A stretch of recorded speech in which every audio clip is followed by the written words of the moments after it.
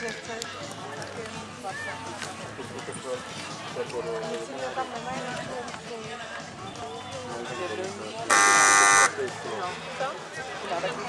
ty klapačky. A tyhle nějak neklapou.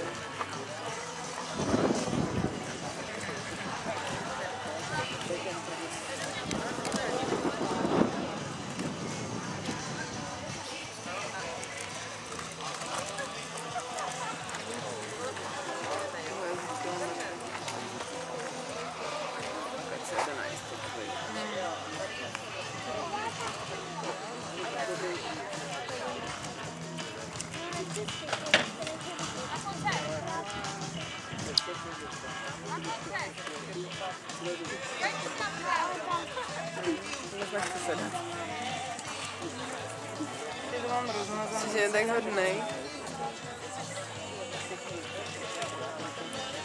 Hrozně se táhne po zemi.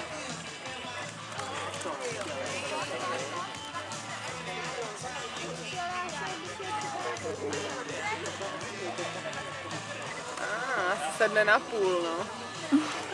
Jenom tak.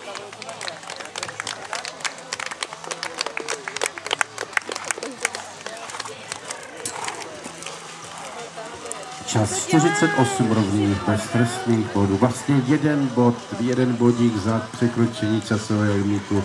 To je škoda, ale i tak hezký výkon, blahopřejeme. A teď je to poslední vyvrcholení.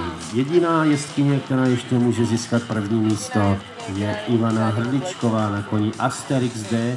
Jezdecký